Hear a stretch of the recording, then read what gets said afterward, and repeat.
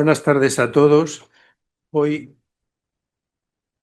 tenemos la conferencia del profesor don Juan Luis Tamargo Menéndez sobre el título Nuevos avances y retos del tratamiento de las enfermedades cardiovasculares.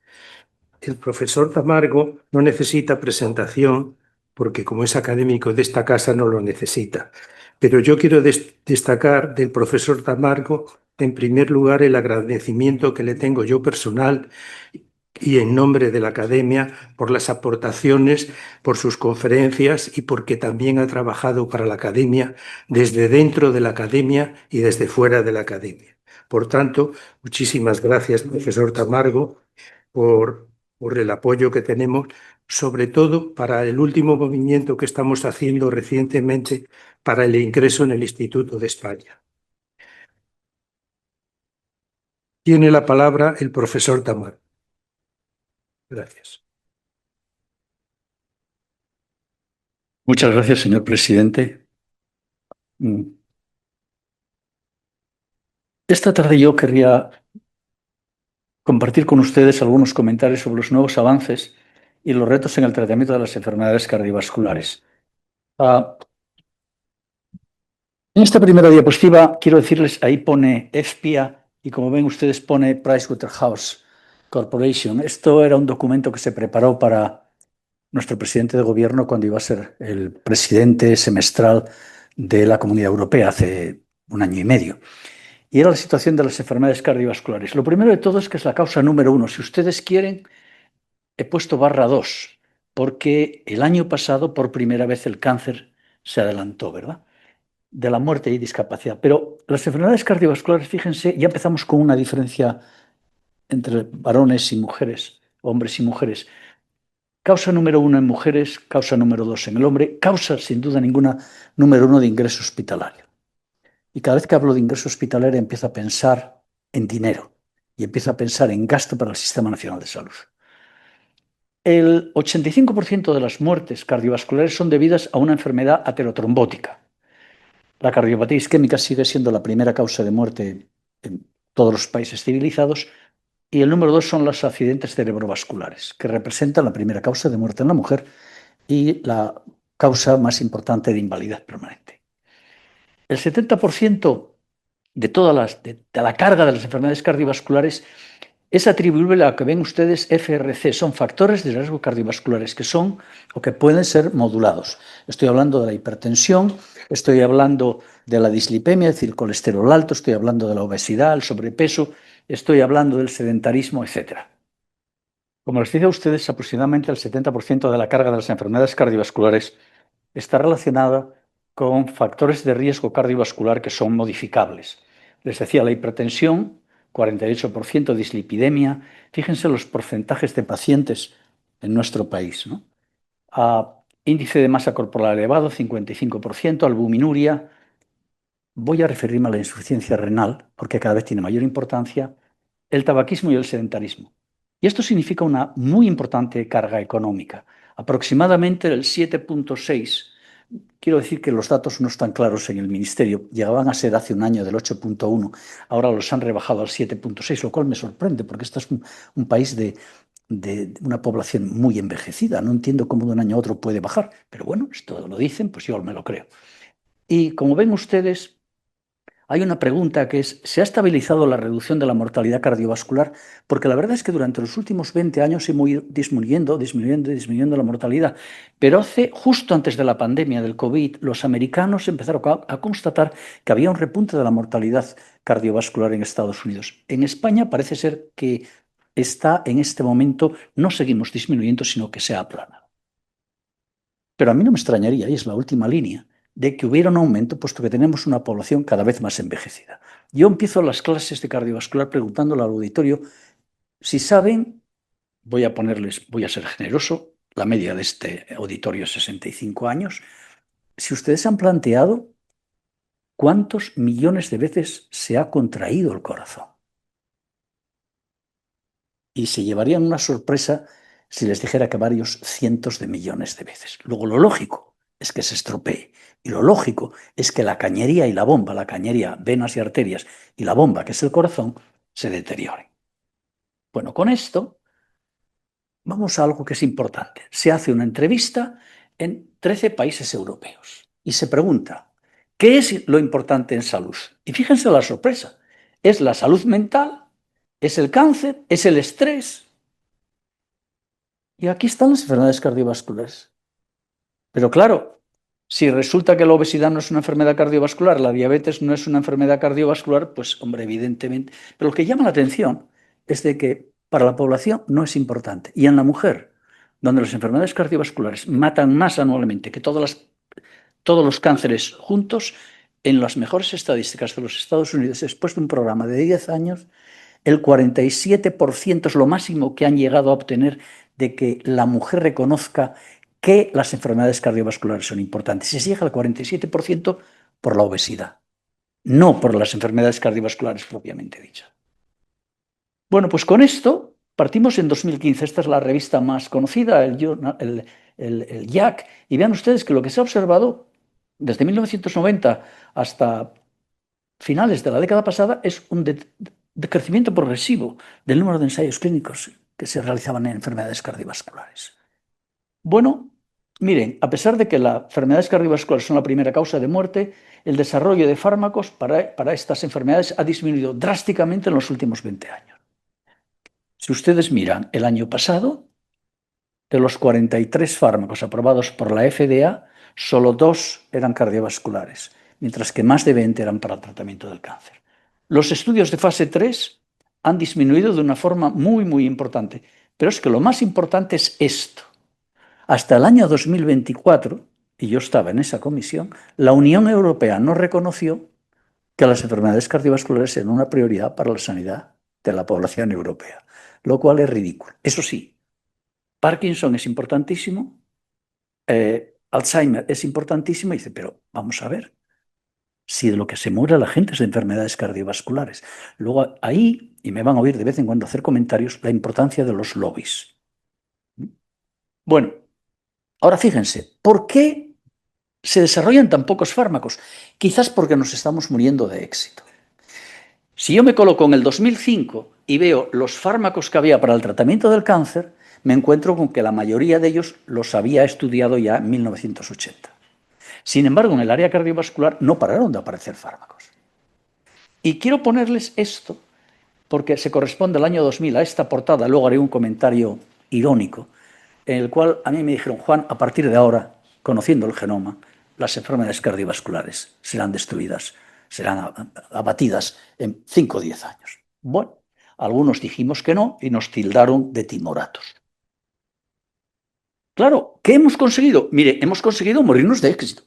¿Por qué? Porque tenemos fármacos eficaces y seguros en ensayos clínicos, en estudios de farmacovigilancia que reducen los síntomas, mejoran la calidad de vida y, lo más importante, reducen la morbimortalidad. En el cáncer, durante muchos años, el objetivo primario era progresión libre de enfermedad. No, no, no. Aquí, si un fármaco se quiere comercializar, tiene que haber demostrado de una forma clara y concluyente que inhibe la morbimortalidad, disminuye la mortalidad. Lo cual, como cada vez tenemos más fármacos, pues esta es Beitia saltando, esto es, creo que era 2,12, es decir, cuando yo era joven, pues había 1,95, 1,99, vamos subiendo el listón. ¿Por qué? Porque cada vez los pacientes reciben fármacos que han demostrado que son efectivos, con lo cual los nuevos fármacos que aparecen tienen mayores dificultades para demostrar su efectividad. Si esos fármacos se hubieran comercializado o intentado comercializarse 20 años, esos fármacos habrían sido un boom. Y ahora estamos tirando algunas cosas a la basura. Hoy esos fármacos son genéricos. Miren, la simvastatina vale 0,88 euros, una estatina para reducir el colesterol al mes. Por supuesto, he hecho un cálculo con el Danacol. 4,49 por 4. Bueno, por 4 sería un poco más, porque vienen packs de 6. ¿No? Entonces, claro, es que no hay nadie que le dé un café en Madrid por 0,89, ¿no? Luego, el desarrollar un fármaco cardiovascular es un grave problema. Es un grave problema porque es muy caro. Y no solamente es que sea caro, como ven ustedes, aquí les pongo 2,5 billones de dólares, sino que se ha multiplicado por 3 en los 10 últimos años.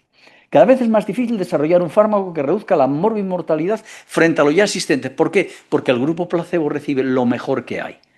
Y en la mayoría de los casos recibe 3 o 4 fármacos que en los últimos 30 años han demostrado que reducen también la morbimortalidad.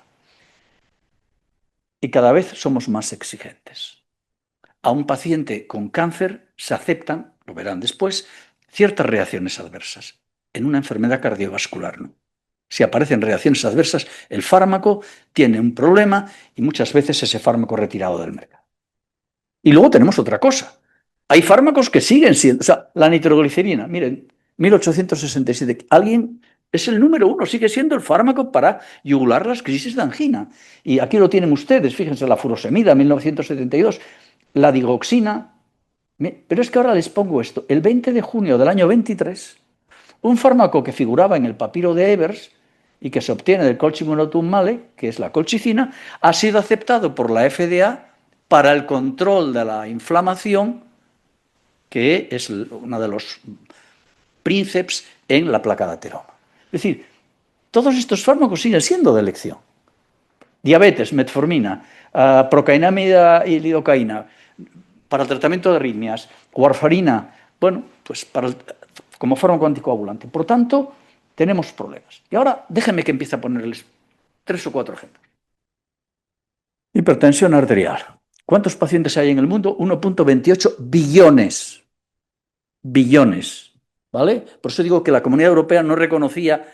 Y entonces uno llega y dice, bueno, miren ustedes, aquí, a lo largo de estos años, tenemos unos 70 fármacos que han sido comercializados. Algunos de ellos con un gran éxito. El atenolol amlodipino, 6,8 euros costaba esta mañana, tratamiento de un mes. ¿Vale? Y entonces yo les hago una pregunta. Si ustedes son empresarios, ¿quién va a desarrollar un nuevo fármaco antihipertensivo? La respuesta es no. Ahora, ¿qué es lo que hay que hacer en ese caso? Romperse un poquito la cabeza y pensar si hay algún nicho en el cual yo todavía sea rentable, y hablo de rentabilidad económica, desarrollar un fármaco antihipertensivo. Bueno, pues fíjense, el año 2024 se ha comercializado el aprocitentan, que es un inhibidor dual de la endotelina 1. Estos compuestos ya estaban comercializados para el tratamiento de la hipertensión arterial pulmonar, pero es la primera vez que se comercializan para el tratamiento de la hipertensión.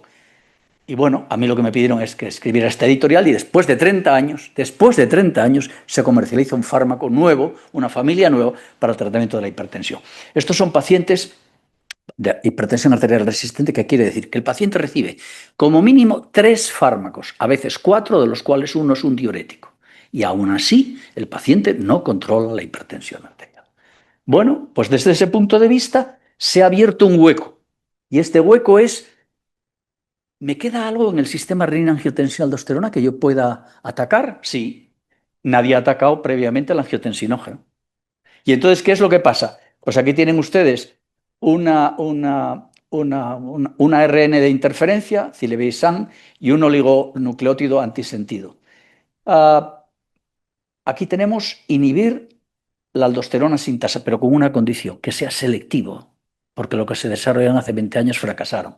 Y finalmente, desarrollar, fíjense, bloqueantes de la aldosterona, antagonistas del receptor de la aldosterona. Teníamos la espironolactona, yo la utilicé siendo residente, pero ya verán ustedes qué problema tiene. Entonces, hay 2 cosas que les quería plantear a ustedes. ¿A dónde van todos estos fármacos? A que el 70% de la población hipertensa no tiene las cifras de presión arterial controladas. Y que la hipertensión no controlada es un factor muy importante de morbimortalidad cardiovascular. La pregunta cuando yo miro esto es: ¿por qué precio me va a salir a mí una ARN de interferencia? Varios cientos de euros. ¿Y qué gobierno va a estar dispuesto a financiar esto? Si, como les he dicho en la diapositiva anterior, tengo la amlodipina que cuesta el tratamiento 6,50 euros. Y me quedo con estos antagonistas del receptor de mineralocorticoides no esteroideos, y en particular este. Este es un compuesto que se desarrolla, fíjense, hay una cosa que no nos damos cuenta, porque no se publicita. Este compuesto se desarrolló, al doctor Ruy López y a mí nos pidieron que escribiéramos una revisión hace 15 años, y de repente el fármaco se queda en el camino. Y se queda en el camino por motivos meramente economicistas. No me interesa desarrollar un fármaco porque hay mucha competencia. Hasta que alguien convenció a la compañía Bayer para que se diera cuenta que había un nicho muy importante. Y el nicho es pacientes que tienen insuficiencia cardíaca y que tienen enfermedad renal crónica. Y de repente este fármaco reaparece. Y bueno, aquí tienen ustedes, esta es la finerenona y esta es la vieja espironolactona. ¿Cuál es el problema de la espironolactona? Que es muy potente, sí, los dos son muy potentes para inhibir el receptor de mineralocorticoides, pero la selectividad de la espironolactona es muy baja. De hecho, miren ustedes, modula una serie de receptores androgénicos, progestágenos, gestogénicos, y no les extrañe que este fármaco sea muy utilizado ahora mismo para la gente que quiere cambiar sus signos sexuales, ¿no? Pero hay más cosas. Como consecuencia, las reacciones adversas de la esfera sexual son muy marcadas con la espironolactona, prácticamente no existen con la finerenona, y quizás lo más importante, aparte que tiene mecanismo de acción, es que se han realizado estos estudios en los 4 últimos años. Yo quería llamar la atención de que aquí lo que aparece en ordenadas es pacientes con insuficiencia renal y diabetes mellitus tipo 2 que están siendo tratados con lo mejor que existe. Pues bien, a estos se les añade la eplerenona y lo que se está midiendo aquí es el tiempo para llegar a insuficiencia renal. Para llegar a insuficiencia renal. Para que disminuya el aclaramiento de creatinina en más de un 50%. O para que se produzca la muerte renal. Y vean ustedes que este fármaco, añadido a lo que ya existía, reduce este objetivo compuesto en un 18%. Estas son palabras mayores. Bueno, pues vayámonos ahora a pacientes que tienen insuficiencia renal avanzada con albuminuria y diabetes tipo 2. Y de nuevo vemos que hay un 13% de reducción. Y ahora miramos, y estos son pacientes con insuficiencia cardíaca, que vuelvo a repetir, reciben lo mejor que hay y reducimos la muerte cardiovascular y las hospitalizaciones en un 16%. Por ello, no les sorprenda que este año este compuesto haya recibido una nueva extensión, reducir el riesgo de muerte cardiovascular, hospitalizaciones por insuficiencia cardíaca y visitas urgencias por insuficiencia cardíaca en adultos que tienen esta enfermedad. Bueno, de esta forma tenemos a la finerenona colocada como un fármaco muy importante en pacientes con insuficiencia cardíaca, con insuficiencia renal y con diabetes mellitus tipo 2. Y esto me lleva a esto. Hay un triple enemigo, fíjense. La enfermedad renal crónica, la diabetes mellitus tipo 2 y la insuficiencia renal y la insuficiencia cardíaca coexisten con frecuencia, interactúan entre sí y ejercen efectos sinérgicos que aumentan el riesgo de eventos cardíacos y renales. La diabetes mellitus es un factor, fíjense, casi el 35% de los pacientes con diabetes mellitus tipo 2 presenta enfermedad renal crónica y el 75% de los pacientes con insuficiencia cardíaca presentan diabetes o prediabetes. Pero ahora miro la enfermedad renal crónica y me encuentro que los pacientes que tienen enfermedad renal crónica y diabetes mellitus tipo 2, la mortalidad global aumenta un 23% con respecto a los que solo tenían una de ellas. Y si miro la insuficiencia cardíaca es la complicación más incapacitante y mortal de la diabetes mellitus tipo 2. Y además, la insuficiencia cardíaca, sencillamente, si hay una disminución del aporte de sangre al riñón, lógicamente disminuye el flujo sanguíneo renal y disminuye el aclaramiento renal. Por tanto, fíjense que de repente hemos colocado un fármaco que es la finerenona en el tratamiento de los pacientes que tienen enfermedad renal crónica, diabetes mellitus tipo 2 e insuficiencia cardíaca. Segunda enfermedad, cada vez más prevalente. Estos son datos de estimación de lo que se llama World Obesity y vean ustedes, 1 billón de personas van a vivir con obesidad el año 2030. Entonces, el año pasado, la Sociedad Europea de Cardiología publicó este statement, este consenso que dice: cabe destacar que 2/3 del exceso de mortalidad relacionados con la obesidad son atribuibles a enfermedades cardiovasculares. Segundo, que a pesar de que se reconoce la relación entre obesidad y factores de riesgo de enfermedad cardiovascular, pues resulta que la obesidad ha sido poco reconocida y abordada de forma deficiente en comparación con otros factores de riesgo cardiovascular modificables. Vamos a la historia. ¿Qué pasa en España? Pues cuando uno mira en España, lo que nos están diciendo, fíjense, estas son las proyecciones para el 2030. Vean ustedes cómo están aumentando en varones y en mujeres, adultos y en niños. Y de hecho, en niños somos casi líderes en Europa de obesidad, lo cual es una desgracia porque esa gente son los que van a utilizar los sistemas de salud de forma indiscriminada los próximos 30 años. Y aquí lo tienen ustedes. Aquí pone pues, el atlas de Este es los riesgos que ven ustedes y España está en rojo. Por tanto, tenemos un problema que es la obesidad. Y ahora, ¿qué hemos aprendido en los últimos años? Que hay que bajar un 5%, hay que bajar un 10%. ¿Cuánto hay que bajar? Miren, díganme qué quieren reducir y les digo cuánto hay que bajar. Por ejemplo, si lo que queremos es prevenir la diabetes, pues un 10% nos vale. Como ven, con un 5 o 10% reducimos muchas cosas. Pero si yo quiero reducir la dislipidemia, y quiero reducir la hiperglucemia, y quiero reducir la hipertensión, y quiero remitir la diabetes, yo tengo que al menos llegar al 15%. Entonces vamos a ver qué es lo que hemos hecho en los últimos años. Fíjense, esto es el Orlistat que se comercializó en 1999 y vamos viendo, y todo es menos del 10%, hasta que llegamos al año, como ven ustedes, la liraglutida, pues el 2014 menos del 10%, pero el 2021 aparece la semaglutida. Este es el fármaco que está de moda, como ustedes saben, en este momento, y reduce un 17%.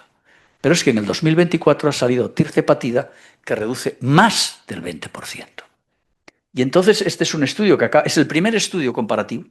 Primero, vean ustedes, se ha publicado en New England este año, y aquí lo que se mide es la reducción de peso corporal. En azul oscuro es tirzepatida, semaglutida en este color un poquito azul más claro. Bueno, lo que me interesa es que con estos fármacos es posible reducir el peso corporal en más de un 25%, o al menos un 25%, 31% o 32%, aquí lo tienen, 32% con tirzepatida, 16% con semaglutida. Semaglutida hizo que el PIB de Dinamarca se multiplicara por 3. ¿Vale?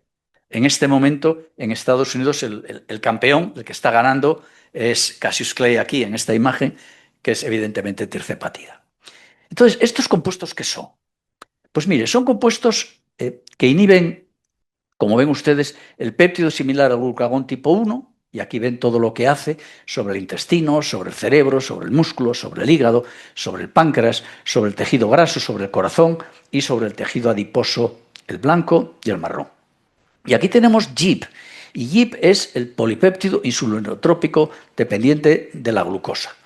Esto es semaglutida, solo bloquea GLP-1, mientras que tirzepatida bloquea tanto GLP-1 como GIP. Pero tenemos aquí que podemos modular también el glucagón.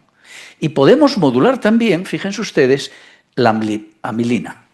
Entonces, ¿qué es lo que ha hecho la gente? Como son unos péptidos muy pequeños, pues prácticamente en prácticas, lo que ustedes pueden empezar es hacer quimeras. Y vean ustedes aquí, o sea, cada uno coge los aminoácidos que le interesan de cada uno de estas cuatro dianas y diseña fármacos. Los que están en rayado son los que antes del 2028 estarán en el mercado. Y ustedes dirán, no están todos, ¿eh? Tendría que hacer una segunda diapositiva. Y entonces la pregunta es, ¿por qué hay tanto interés? Y ustedes pueden decir, bueno, porque la obesidad es un factor de riesgo. Bueno, sí, pero no. Es un factor de riesgo, pero ¿por qué no miramos cuál es el mercado global? Y es que se espera que pase de 6,62 billones en 2023 a 73,4 billones en 2033. Y si ustedes juegan a la bolsa, no creo que haya nada que les dé un crecimiento anual del 30,8% de beneficio.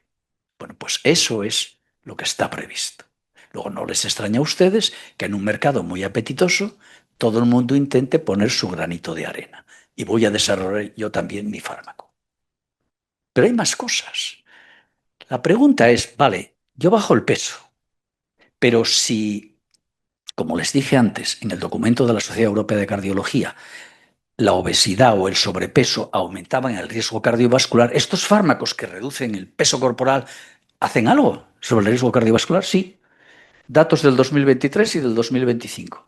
Aquí tienen semaglutida, reduce la mortalidad cardiovascular, el infarto de miocardio y el ictus no fatal. ¿En cuánto? En un 20%. Caray. Y estos son datos de hace 4 meses.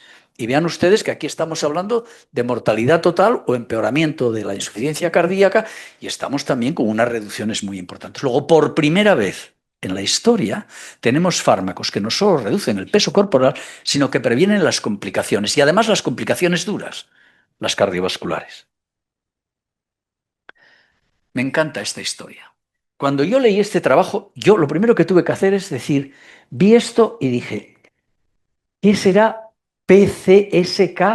Y yo, para no equivocarme, empecé a decir, Partido Comunista, PCSK. Bueno, entonces, fíjense, esto es una población americana, de la misma zona, habían ido a la misma escuela, al mismo cine, habían tenido la misma novia, si ustedes me lo permiten. Y resulta que aquellos que tenían una mutación con pérdida de función de PCSK9, resulta que tenían unos niveles muy bajitos de colesterol. Muy bajitos de colesterol. Y lógicamente, si esta gente que tiene esta mutación tiene niveles bajos de colesterol y hay una relación entre niveles de colesterol y cardiopatía isquémica, pues no les sorprenda a ustedes que los que tenían estas mutaciones con pérdidas de función tuvieran mucho menos enfermedad aterotrombótica coronaria. Fíjense, 2006. Bien, 10 años más tarde, bueno, ¿qué hace? ¿Qué es ese PCSK9? Fíjense, esto es un hepatocito. Y aquí tenemos la molécula de LDL, el colesterol malo. ¿Qué es lo que pasa en el hepatocito? El LDL se capta por estos receptores, se engulle este complejo de receptor de LDL y LDL, y vean ustedes que una vez que está en el citoplasma, se degrada el LDL y el receptor vuelve a la superficie de la membrana. Pero ¿qué sucede? ¿Qué sucede cuando existe un aumento, justo lo contrario de lo que habían visto ustedes, hay un aumento en la producción de PCSK9? Pues fíjense, PCSK9 se libera, se sintetiza en el hígado, pasa a la superficie y entonces ahora fíjense lo que sucede. El receptor no solamente capta la molécula de LDL, sino también a este PCSK9. Se forma este triunvirato y ahora este triunvirato es un desastre. Porque ahora en el citoplasma se degrada el receptor y la LDL. Con lo cual, yo tengo menos receptores de LDL en la superficie de la membrana. Y si estos eran los que captaban el colesterol circulante, si tengo menos receptores, los niveles de colesterol circulante aumentan y estos pacientes se mueren. Por eso los pacientes que tenían una pérdida de función tenían mayor expresión de estos receptores y los niveles de colesterol eran más bajos. Esto se publica en la diapositiva anterior en 2006. Bueno, miren ustedes, 10 años más tarde ya había 2 fármacos que habían hecho un estudio en más de 10.000 pacientes. Por favor, fíjense, se pasó del concepto a haber realizado ensayos clínicos con 10.000 pacientes. ¿Qué se ve? En rojo, el control. Control quiere decir que reciben lo mejor que hay. Una estatina a dosis altas. Se les da alirocumab o evolocumab y miren ustedes lo que pasa. 55% de reducción del colesterol, con respecto a lo mejor que había. Y lógicamente, si yo bajo más el colesterol, el riesgo cardiovascular tiene que reducirse el 15 y el 15%. Perfecto. Demos un pasito más. Cojamos ahora los fármacos biológicos. Y ahora vamos a diseñar un fármaco, que es un Sirna contra PCSK9. Y fíjense, esta es la inyección. Y vean ustedes que los niveles de colesterol bajan igual que aquí, un 60%. Pero miren cuál es la diferencia. Los niveles siguen bajos durante muchos meses.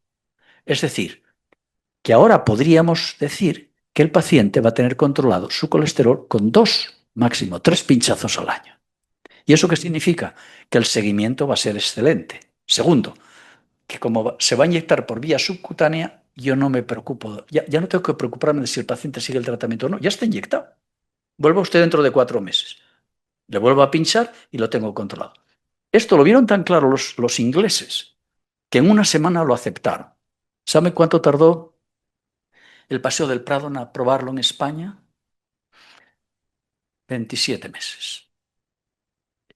¿Es que es caro? No, es barato, porque tengo a los pacientes con hipercolesterolemia controlados. Y la hipercolesterolemia es el principal factor de riesgo para la cardiopatía isquémica. ¿Vale? Ya no quiero hablar de problemas vasculares periféricos. Y bueno, lo último que ha llegado es que ahora lo vamos a diseñar por vía oral. Pero si lo quieren ver más claro, entonces, antes de llegar a eso, ¿cómo podemos diseñar un fármaco para que vaya donde me interesa? Y donde me interesa es la célula hepática. Bueno, pues hacemos un poquito de ingeniería. Y es que cogemos una doble hebra de ADN, perdón, de RNA, y le unimos a esto. Y esto es N-galactosamina, este tridente. Y este tridente, fíjense qué casualidad, que se engarza en un receptor que existe solo o fundamentalmente en la superficie del hepatocito, que es el receptor de asialoglicoproteína. De tal forma que nosotros inyectamos el sirna y este sirna va directamente al hepatocito. Se fija el hepatocito, se engloba, como ven ustedes, hay una endocitosis, pasa al citosol y aquí es capaz de romper el ARN mensajero, por esto el inclisiran es un ARN de interferencia específico para degradar el ARN de PCSK9. Por eso duraba esos días que ustedes han visto. Bueno, ¿qué más quieren? Tenemos hasta una vacuna que si saliera sería una administración una vez al año y tendríamos el colesterol perfectamente controlado. Y se está en desarrollo CRISP para silenciar directamente el gen de PCSK9, lo cual querría a lo mejor una única administración en la vida. Ya veremos si esto sale.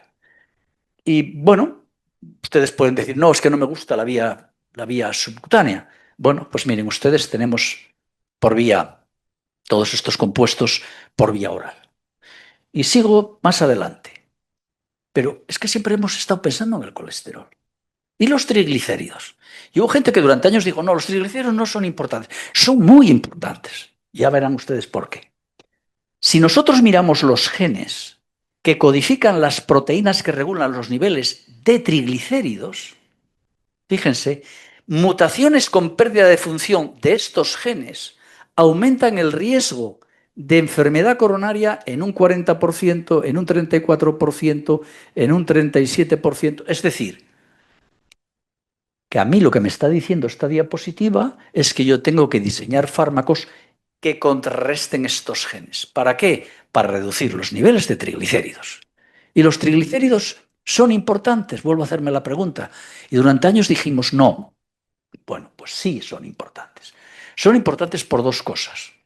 Porque fíjense, durante años nosotros pensábamos que los triglicéridos no jugaban ningún papel en la placa de ateroma.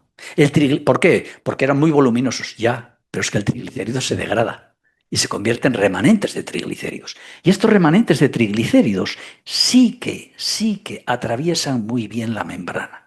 La membrana atraviesan el endotelio y debajo del endotelio empiezan a formar acúmulos de grasa.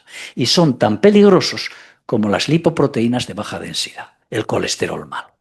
Y entonces, lógicamente, esto es lo que ha hecho que tengamos mucho interés en los últimos 8 años en desarrollar fármacos contra los triglicéridos.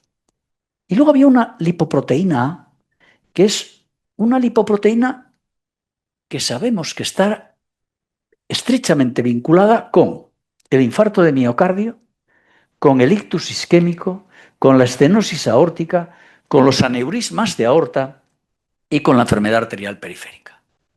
¿Y qué teníamos contra la lipoproteína A? Prácticamente nada. Hombre, tengo estatinas. Sí, pero las estatinas no bajan la lipoproteína. Lo único que había era la féresis. Hombre, yo no voy a ir a hacer recambio de plasma a La Paz, porque, bueno, sí me baja los niveles de lipoproteína A, pero en 2 semanas los tengo de nuevo normalizados. Por tanto, lógicamente fuimos a desarrollar fármacos contra los triglicéridos y contra la lipoproteína. Bueno, contra la hipertrigliceridemia, pues solamente les voy a poner este fármaco, que es el único que se ha aprobado en el área cardiovascular por la Agencia Europea del Medicamento y por la FDA, y vean ustedes lo que sucede. Que disminuye los triglicéridos, ustedes no lo ven, pero es un 50%, y los remanentes, esos que son los más aterogénicos, en un 60%. Y si yo sé que tener los niveles de triglicéridos altos es un factor de riesgo de pancreatitis, a estos pacientes que tenían hipertrigliceridemia familiar con un alto riesgo de pancreatitis o que habían tenido pancreatitis, me encuentro con que hemos bajado los niveles, como ven ustedes, en prácticamente un 60% y que prácticamente no hay pancreatitis. ¿Y tenemos algo contra la lipoproteína A? Pues miren ustedes, fíjense todo lo que hay en marcha. Y si se dan cuenta, no hay nada que sea por química de síntesis. todos son fármacos biológicos. Y vean ustedes mensual, mensual, semanal, mensual, mensual, 1 o 2 veces al año, cada 3 meses, cada 16 o 24 semanas. Es decir, lo que estamos, fíjense, cuando hay una enfermedad crónica, sabemos que el paciente, al cabo de 6 meses, entre el 40 y el 50% abandona el tratamiento. Luego, lo que tenemos que conseguir es que el seguimiento sea lo más fácil posible para que el paciente tenga menos disculpas para no seguir el tratamiento. Más cosas. Luego, les he transmitido que de aquella idea de PCSK9, vean ustedes todo lo que ha salido. Otro ejemplo precioso es este. Esta es la cardiomiopatía, esta es una cardiomiopatía amiloide producida por transtirretina.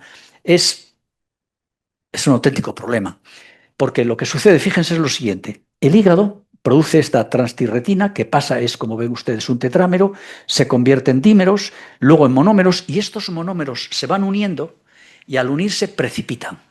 En el corazón, una cardiopatía, que puede ser mortal, pero puede ser también una neuropatía o puede ser una hepatopatía. Pues bien, lo que se ha conseguido a partir de este conocimiento es que podemos diseñar fármacos, como ven ustedes, que aquí está, supresores, que son los que impiden que el hígado libere. Si libera la transtirretina, esta siquiera ande en sangre circulante, circule en sangre circulante, podemos impedir la conversión del tetrámero en el dímero, es lo que llamamos estabilizadores, y fíjense, esto es lo más importante.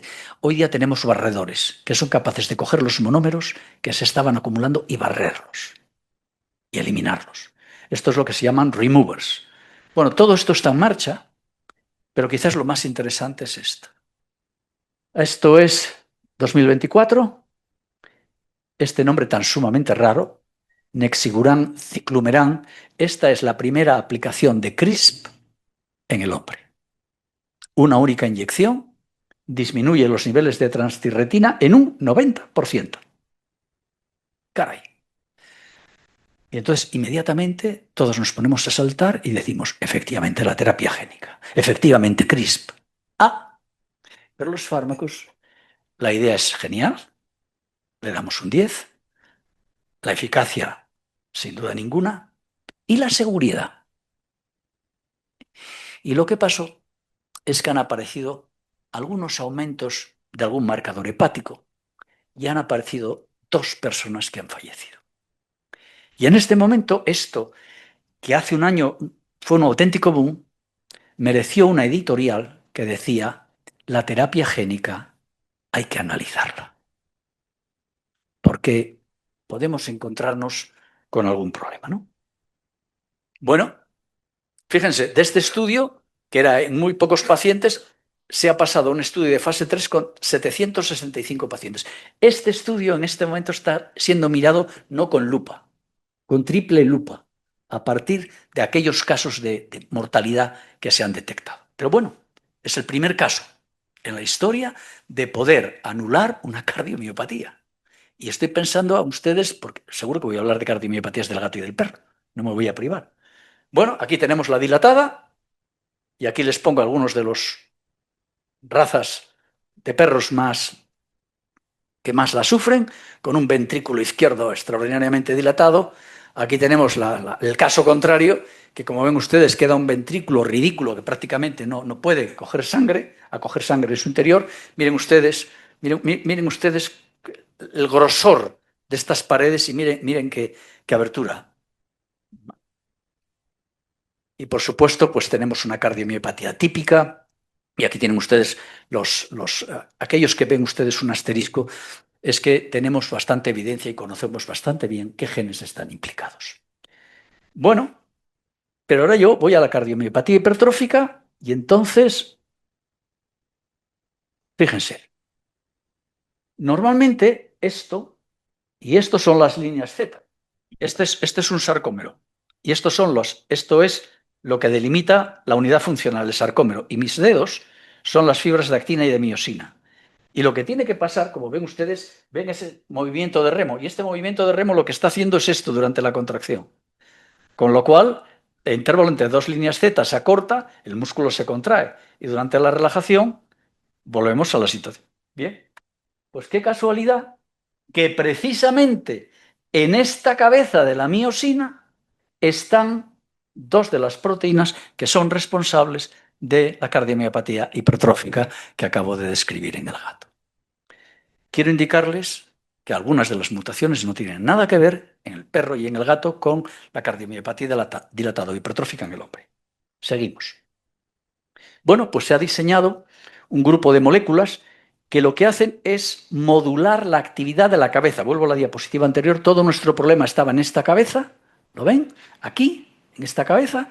Bueno, pues son capaces de modular la actividad. De tal forma que lo que sucede en la cardiomiopatía hipertrófica es que el número de estos puentes que suceden entre la actina y la miosina aumenta. Y esto es igual que si ustedes tienen una barca y dicen, en vez de ser 2 con timonel, son 6 con timonel. Evidentemente va mucho más rápido y la contracción es mucho más marcada. Pero claro, si la contracción es mucho más marcada, la relajación está deprimida. Y entonces tenemos este. Bueno, se han diseñado varios compuestos, aficamten y mavacamten.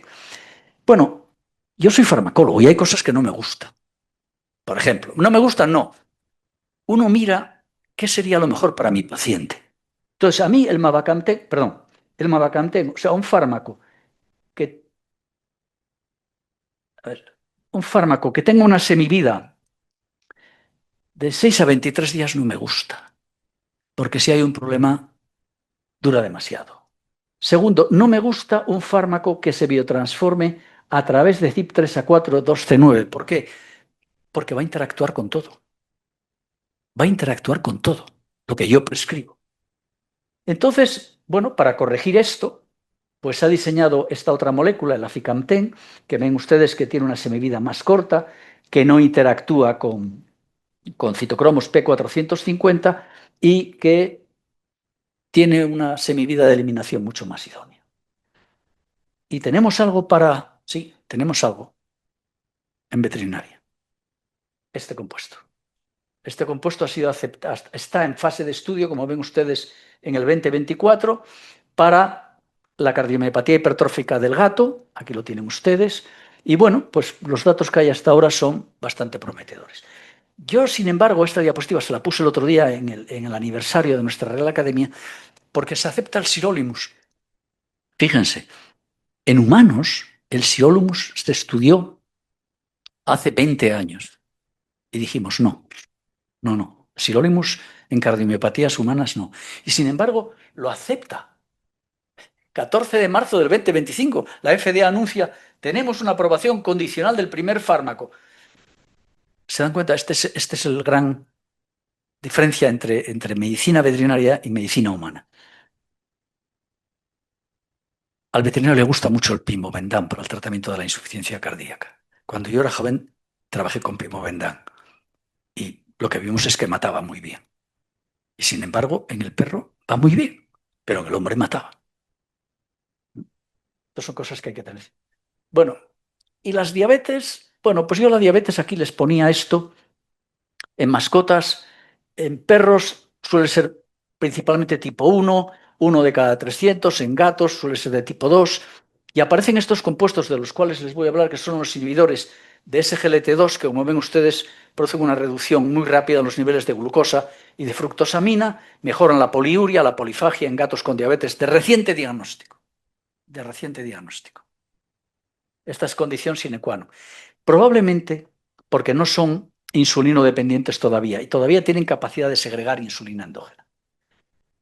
Estos compuestos, sin embargo, están contraindicados en gatos tratados con insulina deshidratados o con cetoacidosis diabética. Y esto ya es un problema porque hay algunas de estas especies en las cuales la cetoacidosis diabética es muy importante.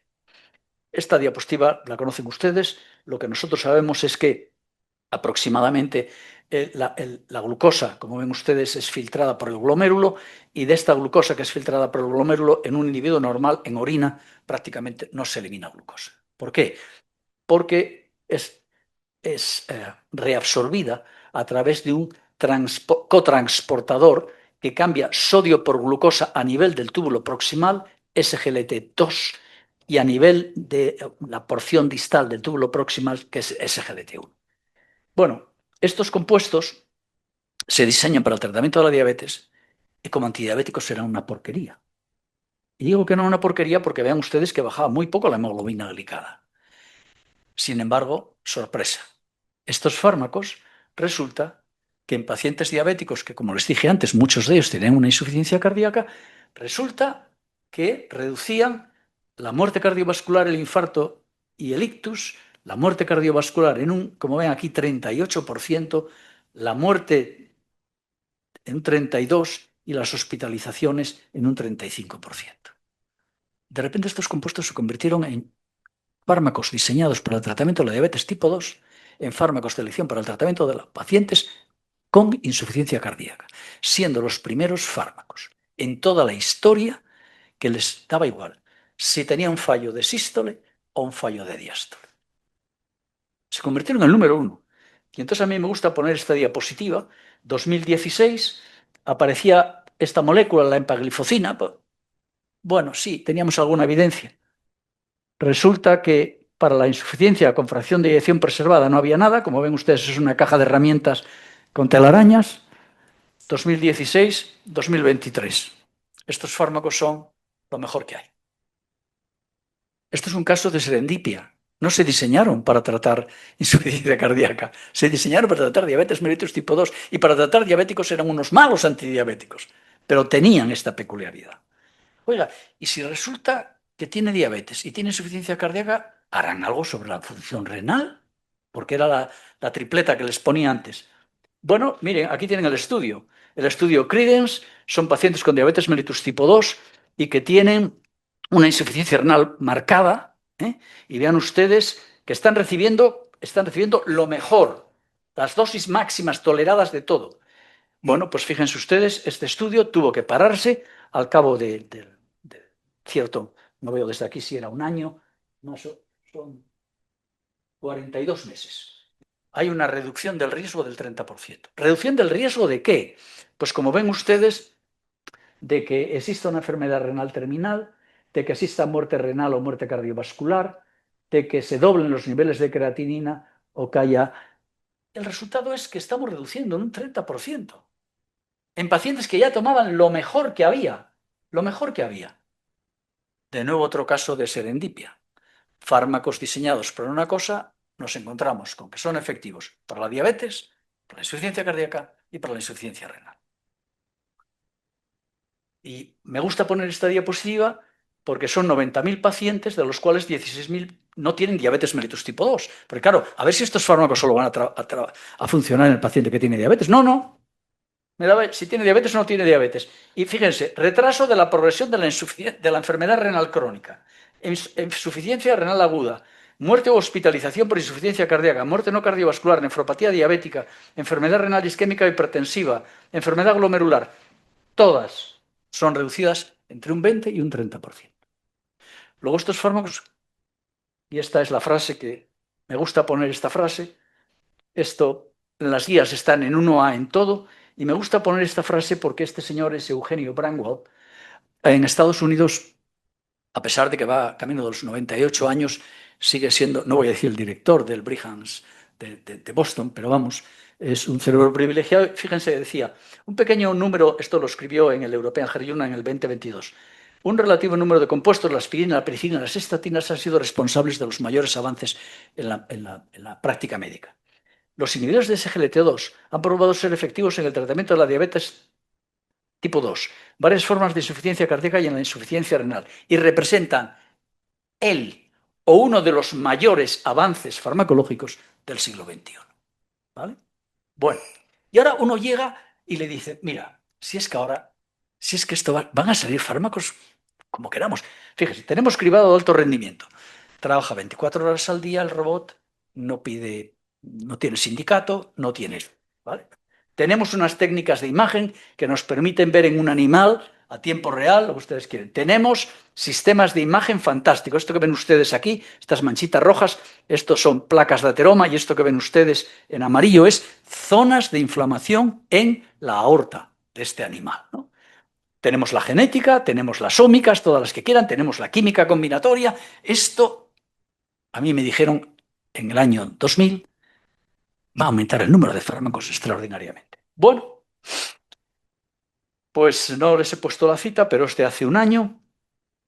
El éxito de que un fármaco candidato desde el comienzo hasta que se hacen todas las pruebas, sea aceptado por una agencia, es del 10 al 20%. Aproximadamente 1 de cada 20.000 o 30.000 moléculas que se diseñan en un laboratorio de química de síntesis. Y no ha cambiado. Entonces la pregunta es, si lo tenemos todo, ¿por qué no cambia? Algo tiene que pasar. Bueno, lo primero que para mí es el pobre conocimiento de la fisiología. Yo lo siento, para mí la fisiología, si no sé fisiología, lo siento, doctor Tresgarres, yo si no sé fisiología no sé dónde colocar los fármacos, ¿no? Entonces la fisiología cambia según la etiología y según evoluciona la enfermedad. No es el mismo mecanismo cuando empieza a desarrollarse una insuficiencia cardíaca que cuando estoy en una insuficiencia cardíaca terminal.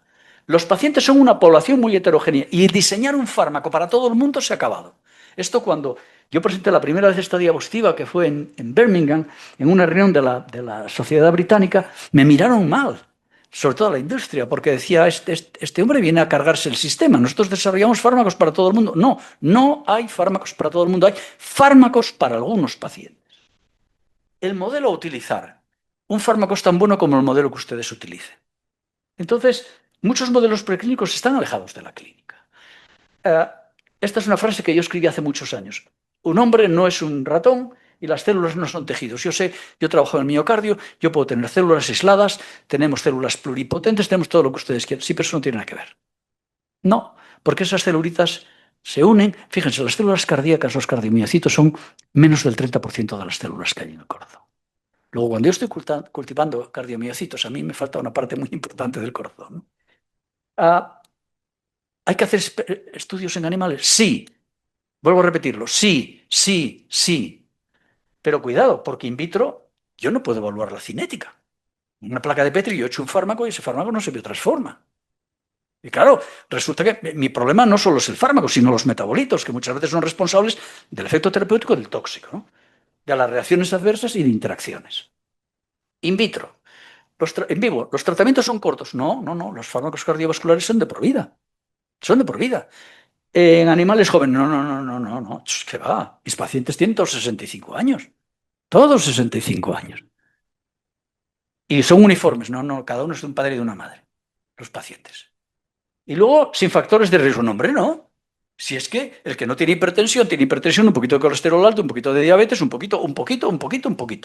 Y el animal, en cambio, es perfecto, alejado de la realidad. Con comorbilidades. Y además la gente está tratada de base. Es decir, yo puedo ver en mis experimentos que un fármaco es maravilloso porque solo está él. Pero es que yo después tengo que ponerlo en la realidad, y en la realidad es que yo voy a añadir ese fármaco, como dicen los ingleses, on top, encima de lo que ese paciente recibe. Y muchas veces resulta que mi fármaco no va a funcionar en la clínica porque tiene un mecanismo de acción muy parecido a aquellos tratamientos de base que indican las guías de práctica clínica. Claro, ese fármaco sería un boom hace 25 años, ahora no. Y luego hay el salto de la rana, hay mucha prisa. Yo recuerdo que hace 5 años tengo el profesor Caballero, que es catedrático en nuestro departamento, yo tuve que moderar una sesión de pósters y tuve la santa paciencia de los 100 pósters de ir viendo aquellos que concluían: he identificado una nueva diana terapéutica. 68%. ¿Pero usted sabe lo que es identificar una diana terapéutica? Que es muy difícil, ¿eh? Y luego, evitar el reduccionismo científico. Ahora se lo van a ver. Yo conozco el gen, fue lo que me vinieron a decir con el Nature aquel del año 2000. Luego, como conozco el gen, ya está todo No, no, perdone. Las enfermedades cardiovasculares son multigénicas y multifactoriales. Y por multifactoriales es que factores epigenéticos están relacionados con dónde he nacido, a qué escuela he ido, qué sistema sanitario tengo, qué el medio ambiente. ¿Vale? Evitar el reducción. Y luego esta frase de mi jefe americano: Juan, yo no conozco ningún fármaco que solo tenga un efecto. Luego yo tengo que mirar el fármaco in toto. ¿Y qué es lo que hacemos? Yo soy experto en cardiovascular. Yo miro en el corazón, el otro en vasos, el otro en intestino. No, no, pero todo eso hay que integrarlo. Y eso es lo difícil, ¿no? Más cosas. Aquí es lo que está. Sale el Science y a mí me gusta esto. Y decían, fíjate, tienes el gen tiene la proteína, de la proteína, pues con más o menos dificultad, por eso están trazados discontinuo, se ve la cascada de señalización, se identifica el punto de intervención. Oh, esto es de colores, esto es maravilloso, ¿eh? Pero claro, 2001, Pover escribió un editorial en el FASEP Journal, el journal de la fisiología americana, y decía, no debemos olvidar que determinar la secuencia de un gen o entender cómo dos proteínas se unen en un tubo de ensayo tiene muy poco que ver con el desarrollar tratamientos que curan enfermedades humanas, ¿no? Bueno, tienen ustedes un gen, la hipertensión. Les decía, ¿qué modelo tienen? Bueno, pues a mí me gusta la rata espontáneamente hipertensa, pero el doctor Tresguerre me puede decir que no, que a él le gusta pues otra. Claro, es que dependiendo de qué modelo animal, los genes que participan son distintos. Y aquí tienen toda esta cantidad de genes. Esta diapo debe tener 20 años. No la quiero cambiar, ¿vale? Todos esos genes. Y ahora yo les digo, ¿me identifican la diana? ¿Por cuál? ¿Tienen que apostar? ¿Por cuál? Ah, veremos si hay una frase después. Y luego desarrollamos fármacos. Ustedes hablan con los oncólogos y le dicen, tenemos la terapia dirigida y tenemos una terapia individualizada y tenemos una terapia, ¿cómo dice usted que está targeted therapy?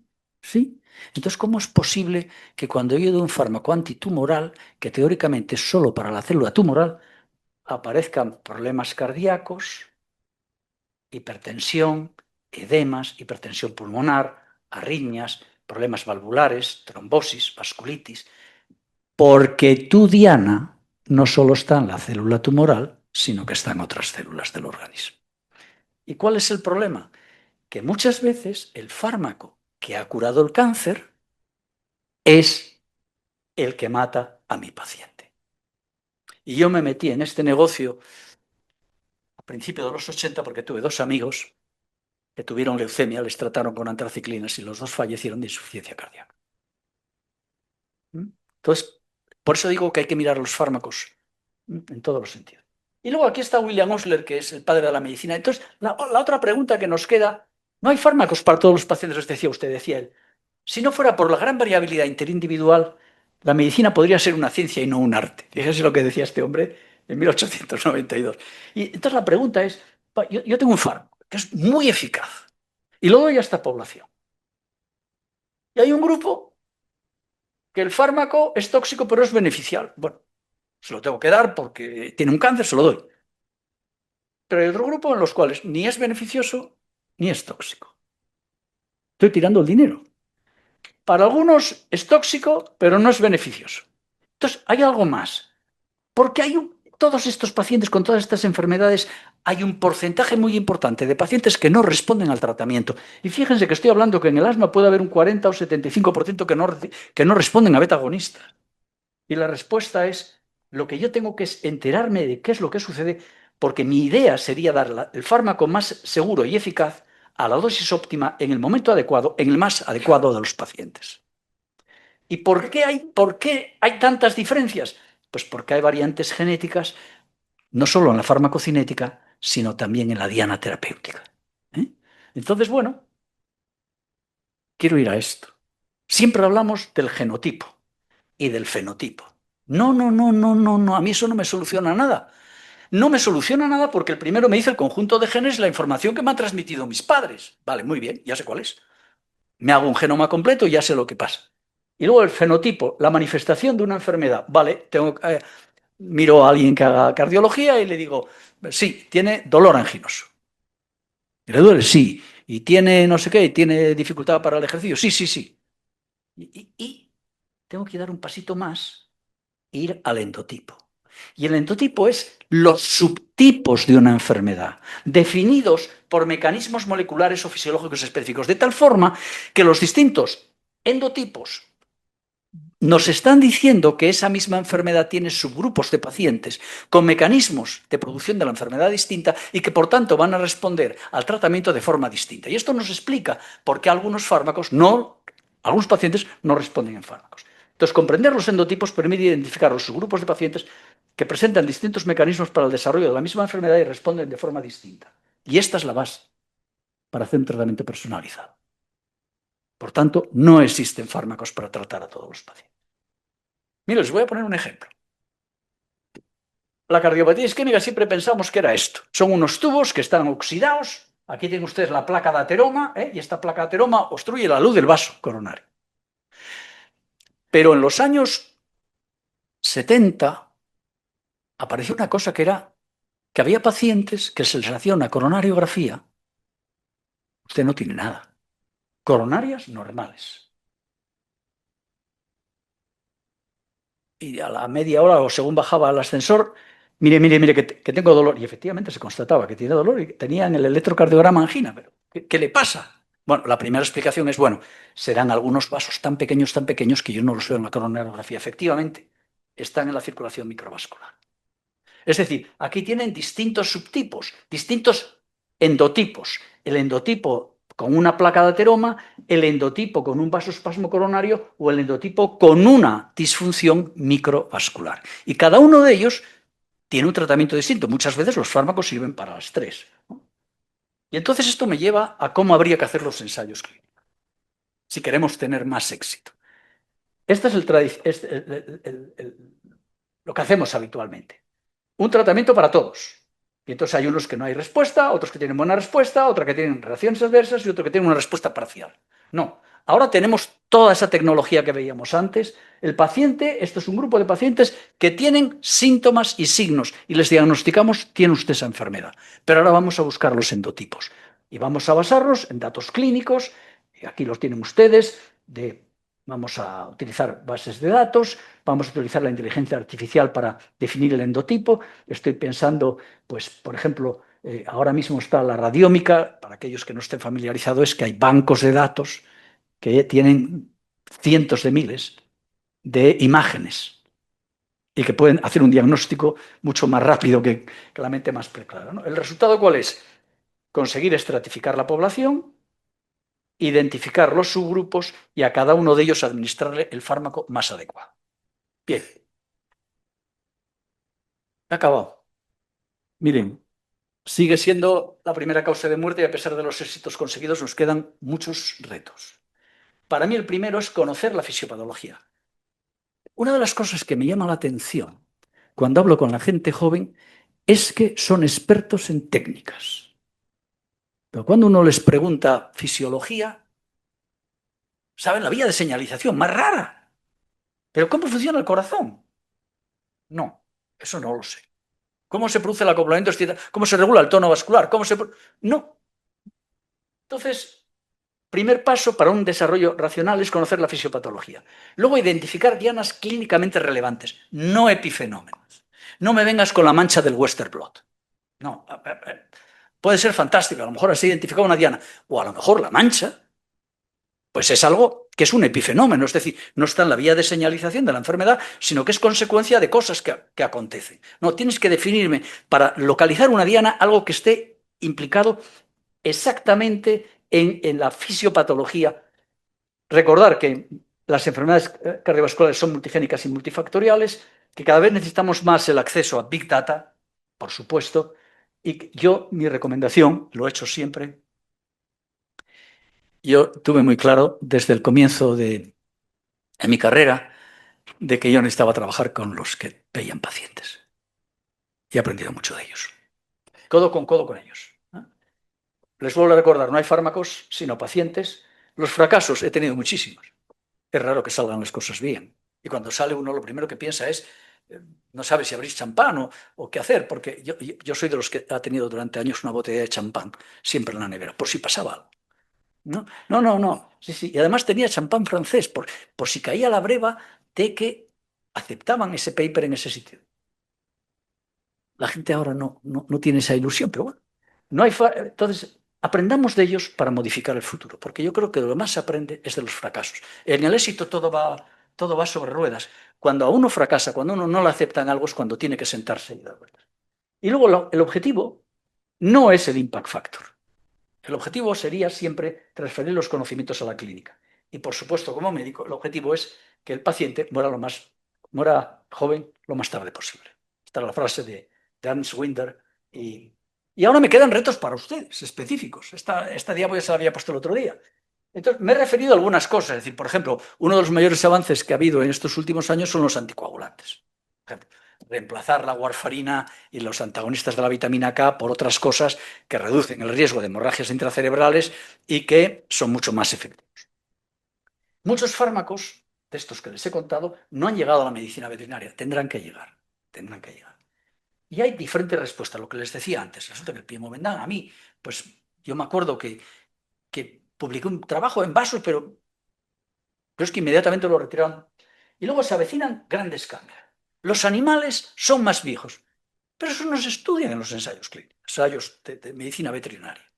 Eso no se estudia. Y con varias enfermedades crónicas, con pluripatología, esos no entran nunca. Esos son los que tienen que entrar en enfermedades cardiovasculares, pues son enfermedades de desgaste, de crecimiento. Segundo, si son más viejos y tienen más enfermedades crónicas, van a recibir polifarmacia. Luego, hay que empezar a enseñar a los alumnos interacciones medicamentosas y reacciones adversas. Y yo me paso así los últimos 5 años trabajando para la Sociedad Europea de Cardiología. Machos o hembras no responden por igual, no he querido tocar este tema. Acabamos de sacar un trabajo en el cual explicamos en la Sociedad Europea de Cardiología por qué. O sea, es un trabajo crítico de por qué hay esta discriminación y sigue existiendo, ¿no? ¿Cómo responden las mascotas castradas? A todos los animales, a los pobres se les castra. Déjeme que esto es una putada por mi parte, lo siento. Pero a lo que voy es esto. ¿Cómo varían los efectos de los fármacos según la especie y la raza? Hace 3 años publicamos un trabajo en el cual, con gente de Japón, en la cual se veía cómo la respuesta a una serie de fármacos es distinta. De hecho, si ustedes miran las dosis de estatinas o las dosis de anticoagulantes en Japón, en China, son distintas de las de Europa. Sangran más, por ejemplo. ¿Por qué? Eso es lo que interesa. ¿Cómo varían los efectos? Como les decía. ¿Y el papel del tutor? El papel del tutor es importantísimo. Voy a empezar aquí, porque el tutor tiene que ser el encargado de mantener su salud y la salud de la mascota, porque van a aumentar los riesgos de zoonosis inversa. Y si yo miro y veo que una familia que tiene unas características, comorbilidades, se las va a transmitir a su mascota. Está clarísimo. Y ahora yo me planteo el tutor y el medio, aspectos económicos y sociales. Yo voy al supermercado y los precios siguen subiendo. Y yo no sé cómo algunas personas van a poder financiar el coste de la mascota. Me resulta difícil. Se acerca la Navidad. En mi casa había besugo, siempre. Mi madre era la... Pero en mi casa no va a haber besugo, porque este fin de semana superaba los 130 euros el kilo en el Corte Inglés. Evidentemente, no. Entonces, con esto quiero decir que cuando a mí me dicen, no, todo esto es muy fácil, la gente lo va a pagar, no, la gente no lo va a pagar. Y la gente tiene que asumir que ese miembro de la familia tiene enfermedades y que va a desarrollar las enfermedades antes que él, y se le va a morir, y va a tener problemas, y va a tener patología, y va a tener que cuidarle. ¿Están preparados? No lo sé, pero tendrán que acostumbrarse a esto. Y esto habrá que comentarlo también en las facultades, porque esto es lo que viene. Y acabo con esto. Esta es la frase. Antes cuando le decía que veían todos aquellos genes y tal, esta es la frase de William Osler, que se ponía así, se ponía a pensar y dice, ¿cuál es la mejor diana? Dice, la medicina es la ciencia de la incertidumbre y un arte de la probabilidad, que es, no les he explicado nada, pero lo que sí les digo es que tengo muchas dudas. Entonces, con eso he acabado. Gracias. ¿Alguna pregunta? Adelante, doctor Villa. Preguntas ninguna, solo felicitar al profesor Tamargo por su magnífica exposición, no solo en el contenido, sino también en el continente, porque la ha hecho súper amena didáctica, y yo como veterinario he aprendido mucho y le felicito por eso. Nada más. Muchas gracias. ¿Alguna intervención más? El doctor Guijarro primero. Quería felicitarle, doctor Camargo, por la exposición tan amena, tan agradable y tan interesante que nos ha hecho. Entonces, yo lo que me ha sorprendido es que al principio ha dicho que la sociedad española no reconocía a las enfermedades cardiovasculares con suficiente interés desde el punto de vista patológico. Luego, otra cosa que me ha llamado la atención, que se da entre los profesionales, es que la ciencia cardiovascular, efectivamente, el profesional y mucha gente de la sociedad se centra en la patología cardíaca y le da y menosprecia o no le da importancia al resto de las patologías circulatorias que son muy importantes. Entonces, como luego la exposición que ha hecho tenía un sesgo económico importante, que lo reconozco, yo lo apruebo y yo también lo aplico en la clínica. Entonces quería preguntarle lo siguiente. Creo que la pregunta o aplicar lo que yo voy a decirle sale muy económico. Quería decirle que si hemos hecho o se ha hecho lo suficiente para la prevención primaria de las enfermedades cardiovasculares. Muchas gracias.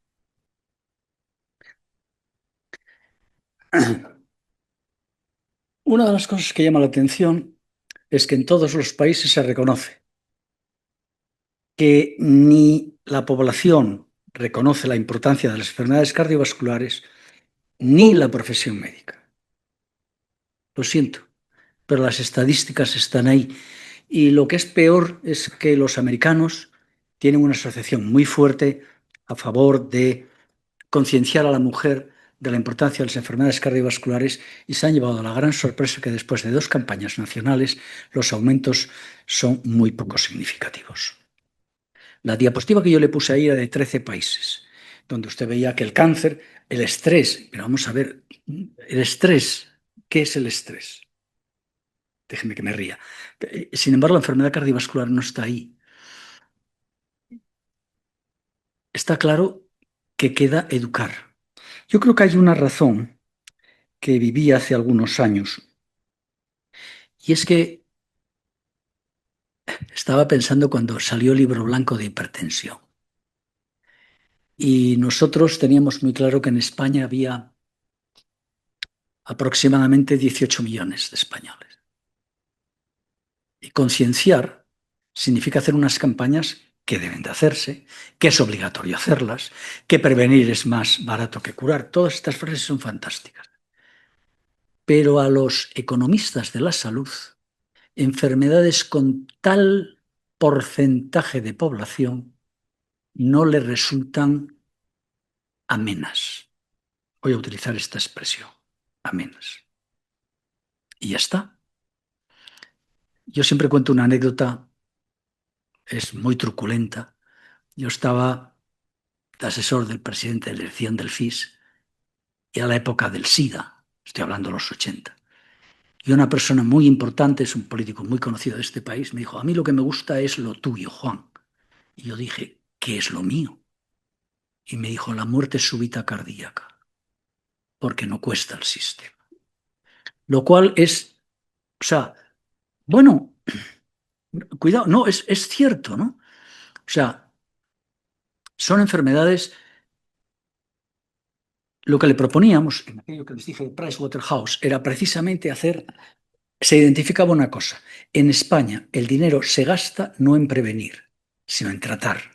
Después de un evento agudo, entonces nos ponemos, pero vamos a ver, este evento agudo se podía haciendo un cribado de la población y estaba muy claro.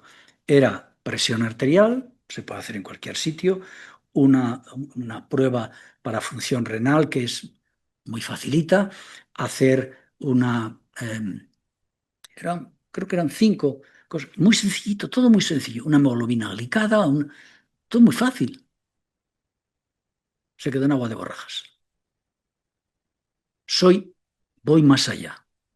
Dentro de 2 meses tendré que comentar en el Instituto de España las marcadas disparidades entre comunidades autónomas, que son importantísimas, importantísimas. Y necesitamos saber por qué en esta comunidad hay esta incidencia y en la de al lado hay otra distinta. ¿Por qué? ¿Qué pasa? ¿De acuerdo? Por tanto, no gastamos en prevención y no es caro, de verdad que no es caro. Y había un ejemplo que nos pusieron, era a los ganaderos irlandeses decidieron ir y iban a los mercados. Esto lo hicieron con una beca, con un dinero de la Comunidad Europea. Iban y decían, el que quiera que venga, que le hacemos pruebas. Y le hacían las pruebas, la gente le cogió, no le gusta hacerse pruebas, a nadie no le apetece que le pinchen, pero ha tenido un impacto extraordinario en la población. Y estoy hablando de ganaderos que iban al mercado de ganado. ¿Por qué? Porque se dieron cuenta que había una enfermedad, les ponían un tratamiento, ya está. Me he referido a enfermedades cardíacas no vasculares. Bueno, la única que se salva es la hipertensión, evidentemente. Pero cuando uno habla de problemas territorio linfático, no olvidémonos de esto. Si uno habla de venas, olvidémonos. Yo, a título anecdótico, le puedo decir que he luchado durante años para que hubiera unas guías de la Sociedad Europea de Cardiología sobre patología venosa. Y claro, si la gente que hay alrededor de la mesa son grandes hemodinamistas y grandes expertos en dispositivos, pues la patología venosa no le resultaba muy, muy atractiva. Sin embargo, uno va mirando, sin ánimo de ningún tipo, mirando las piernas de la gente por el verano y dice, un poquito de edema, un poquito de no sé qué, un poquito de tal, porque es una patología además lógica y que tiene que existir. Y bueno, entonces, espero haberle contestado a las dos, pero creo que hemos perdido una opción maravillosa para haber utilizado la presidencia española. Era que íbamos a ser, fíjense lo que le voy a decir, la idea por la que se hizo ese documento era porque el presidente de gobierno iba a proponer a Europa que España fuera el conejillo de Indias para hacer un cribado de la población, el beta tester. Se iba a hacer en España, en distintas comunidades, haciendo eso. Presión, cosas muy sencillitas. No se hizo nada. Tiene la palabra el profesor Rodríguez Montes. Bueno, yo quiero felicitar al profesor Zaparco, brillante como siempre. Yo estoy de acuerdo, en todos los temas o en todo lo referente a medicina que hay que pensar siempre en el enfermo. Ya decía Hipócrates que no hay enfermedades sino enfermos. Ha citado a William Osler, que como sabemos todos es el padre de la medicina moderna. Pero yo voy a contar una anécdota, si se me permite, personal, y voy a hacer una confesión pública. Yo tuve la oportunidad de compartir mesa con James Black, Premio Nobel de Medicina, que fue el descubridor del atenolol. En principio del año 90, eso en la Universidad de Salamanca, que le dieron el honoris causa. Y yo fui invitado porque el rector de esa universidad, Ignacio Verdugo, pues era amigo mío y me invitó y bien. Yo había tenido un Angor inestable y aparte de prescribirme atenolol, pues me habían puesto un stent y tuve la fortuna de coincidir con él en la mesa. Bueno, este señor, aparte de ser de una humildad franciscana, pelo blanco, reverencial, bueno, tuve la oportunidad de acompañar desde la mesa hasta la salida de la Universidad de Salamanca, con esa puerta espectacular. Y yo le dije que estaba muy agradecido porque le conté mi caso. Le estoy muy agradecido porque gracias a usted yo he tenido atenolol. Y me dijo, mire, para mí, cogiéndome así porque es un señor bajito, mire, mucho más importante que ser premio Nobel es haber podido salvar vidas como la suya. A mí aquello me impresionó cuando uno ve los científicos actuales. Es lo que quería contar. Muchas gracias y felicidades por esa brillante... Voy a hacer un comentario. James Black es una persona que se dio cuenta a finales, en los años 50, de que cuando aumentaba el tono simpático, uno se echaba la mano al pecho, y que era que hacía ejercicio, que había frío, que había estrés, que había ansiedad. Y entonces él se dirigió a Imperial Chemical Industries, a ICI, y habló con no recordar su nombre, he intentado recordarme, pero no, y le dijo, necesitamos bloquear el tono simpático. Y entonces, fíjense, pasó una cosa muy graciosa. El isoproterenol es el gran agonista de los receptores beta.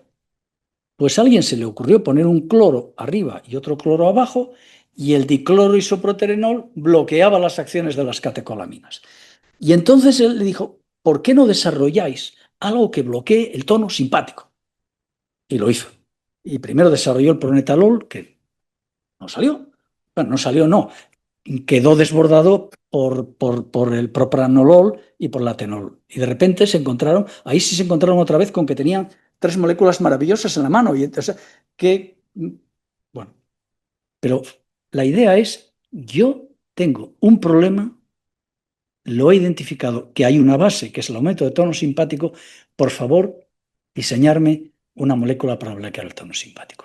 Eso es, para mí es un ejemplo de cómo de un problema clínico uno extrapola y dice, he identificado una diana y ahora quiero colocarle el fármaco.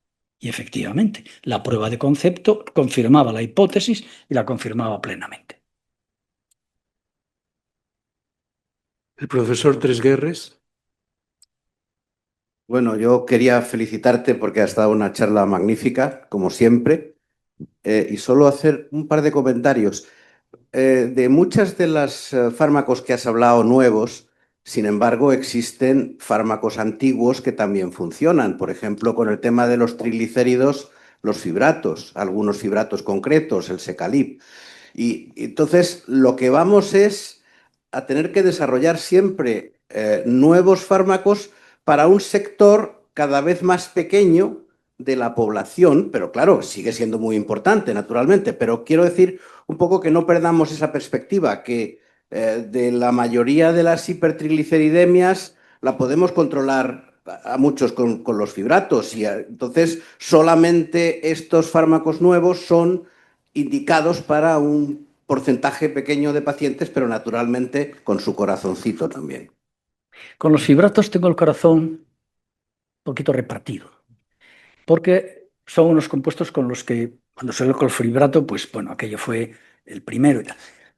El problema que hemos tenido con los fibratos es que ninguno de ellos en ensayos clínicos controlados ha demostrado reducir la morbimortalidad cardiovascular. Ojo, sí, fíjense en el concepto, controlo los niveles de triglicéridos, pero en estudios de morbimortalidad no había reducción de la mortalidad.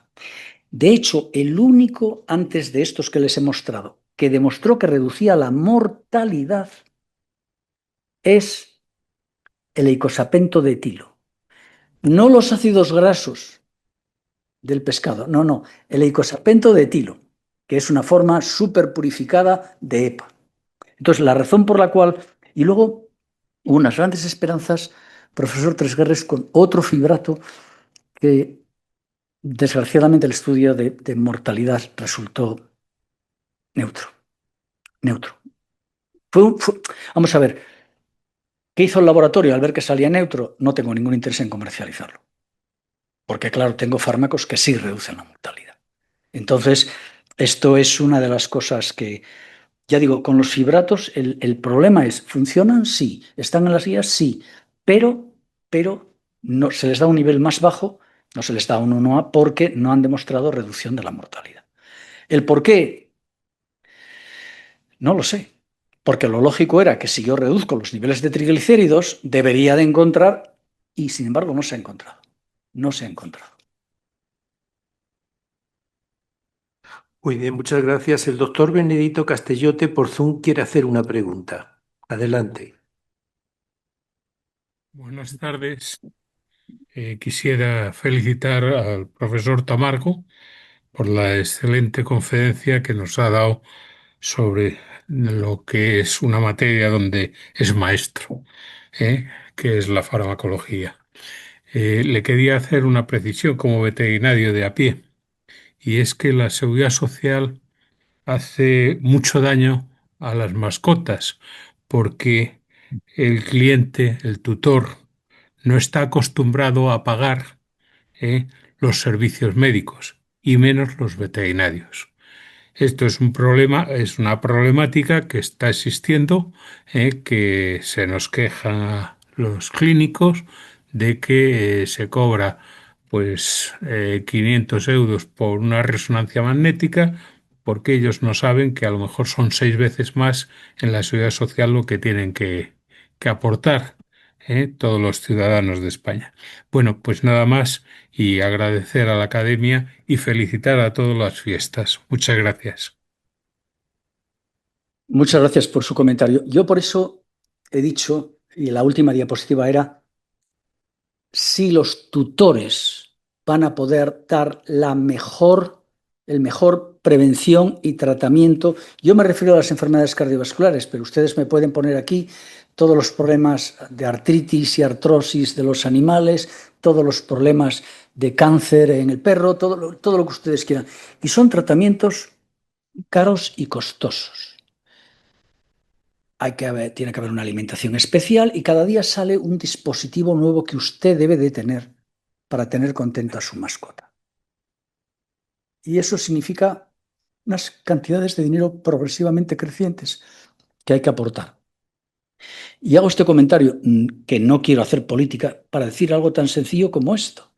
Si los precios de la vida están subiendo, los precios de la calle, del mercado están subiendo, y encima tenemos este problema con las mascotas, yo auguro que habrá, ojo, entre comillas, maltrato de las mascotas porque no se les podrá dar, porque es imposible darles el tratamiento que se merecen estos animales. Porque si no lo tiene la familia para ellos, pues va a ser difícil que se lo puedan dar al animal. Muy bien, pues muchas gracias. Entonces, hoy es la última sesión pública que tenemos en este año. Yo quiero aprovechar para felicitar a todos los presentes y a todos los que nos siguen vía Zoom las Navidades, desearles un próspero año nuevo, que todo vaya muy bien, que nos volvamos a ver al año que viene y también quiero, como ya he reiterado en alguna ocasión y con la Junta de Gobierno, vamos a tener mucho trabajo en el año 2026.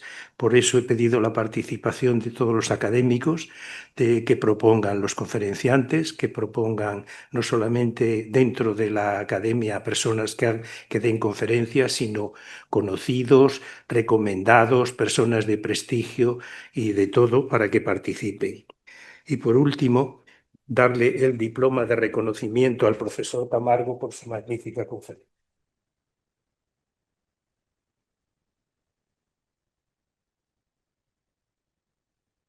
Antes de cerrar la sesión, tengo que comunicarles que vamos a ofrecer un vino español a todos los presentes en la sala. Muchas gracias.